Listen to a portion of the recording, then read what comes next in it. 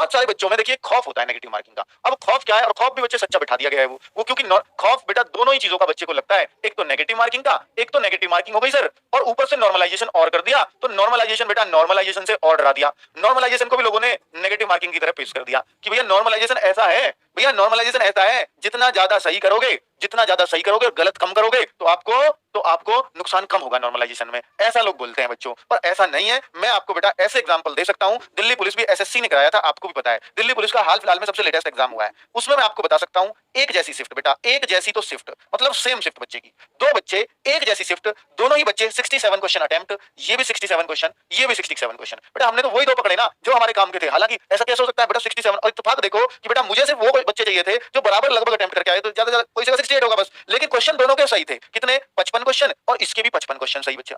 अब ये जो बच्चा था बेटा सेम शिफ्ट है, 63 क्वेश्चन इसके सही, 67 ये टच करके आया, 67 ये टच करके आया, इसके 55 राइट हुए, इसके भी 55 राइट हुए। अब इस बच्चे की सच्ची घटना बता रहा हूं बच्चों, इस बच्चे के 62 मार्क्स हैं, जनरल में क्वालिफाई कर गया मेरिट को, और इस बच्चे के बेटा इस बच्चे के 54 मार्क्स आए, और बेटा ये जो ना ओबीसी में था, ओबीसी भी क्वालिफाई नहीं कर पाया।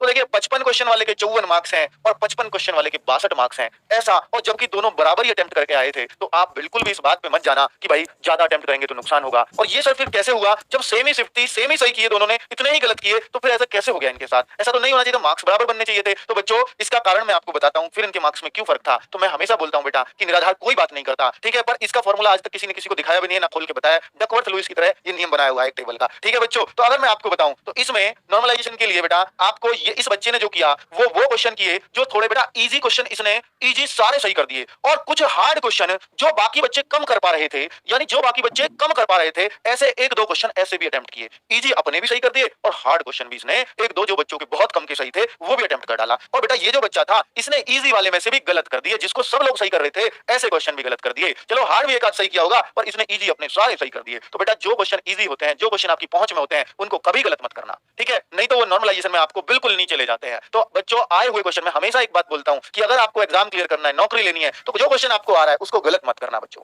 क्यों गलत क्यों करेंगे सर? बेटा हो जाता है गलत। कैसे हो जाता है गलत? ऐसे हो जाता है हम जल्दी में कुछ पढ़ गए, उसने पूछी कौन सी संख्या अभाज्य नहीं है और हमने पढ़ ली कौन सी अभाज्य है, ओहो गुरुजी ये गलती है। बेटा ऐसे क्वेश्चन पे तो वो आपको थप्पड़ मारेगा, और थप्पड़ किसका? नॉर्मलाइजेशन का थप्पड़ लगेगा आपके मुंह पे, ठीक है। तो मैं आपसे यही कहना चाह रहा हूं कि नॉर्मलाइजेशन के लिए बेटा डरो मत, बिल्कुल मत डरो। नॉर्मलाइजेशन में बस ये ध्यान रखो कि जो क्वेश्चन हमें आता है वो हमें करना है, ठीक है। और नेगेटिव मार्किंग से बच्चा इतना डरता है, मैं आपको बता दूं, इतना डरता है कि सर ये ऑप्शन ए, ये ऑप्शन बी, ये ऑप्शन सी, ये ऑप्शन डी, ओहो ये बिल्कुल नहीं है, ये भी बिल्कुल नहीं है। अब इन दोनों में मैंने श्योर हूं 100% ये भी हो सकता है, ये भी नेगेटिव है, नहीं करूंगा, बहुत दिक्कत हो जाएगी, बिल्कुल गड्ढे में चला जाऊंगा। बेटा ऐसा मत सोचना। जब भी 1/4 की नेगेटिव मार्किंग हो ना, तो आपको एक ऑप्शन गलत कर दिया, 3 में भी बच्चों अगर आपको शक लगता है कि 3 में भी कोई सा हो सकता है, तो आप उसको लगा देना, आप उसको लगा देना बच्चे, क्योंकि अगर वो हार्ड क्वेश्चन हुआ तो आपको नॉर्मलाइजेशन में फायदा मिल जाएगा। और बेटा हार्ड क्वेश्चन गलत करने का नॉर्मलाइजेशन में नुकसान ही नहीं होता। हार्ड क्वेश्चन अगर आपने गलत कर दिया ना तो नुकसान नहीं होता, हाँ सही कर दिया तो फायदा बड़ा बढ़िया होगा, लेकिन हार्ड क्वेश्चन गलत किया तो नॉर्मलाइजेशन आपका कुछ बिगाड़ने वाला नहीं है। तो इसलिए मैं कह रहा हूं एक तो नॉर्मलाइज 3 ऑप्शन है, ये एक बिल्कुल नहीं हो सकता। तो बेटा देखिए तुक्का भी अगर देखिए 1/4 की तो आप चारों में तुक्का मार रहे हो तो फिर आप 0 पे हो, कोई दिक्कत नहीं है कि 4 ऑप्शन लगाए, चारों पे तुक्का एक सही निकल गया तो आप बराबर में छूट जाओगे। लेकिन बेटा जब आपको पता है 3 में से तुक्का सही होने के 33% चांस है, तो आपको रिस्क लेना चाहिए। जहां भी 25% से ज्यादा चांस हो वो 1/4 की नेगेटिव मार्किंग में रिस्क ले लेना चाहिए, मैं आपको बोलता हूं। और जब 2 ही ऑप्शन लग रहे फिर तो 50% चांस है, फिर तो बेटा आपको 100% उत्तर लगा के आना चाहिए,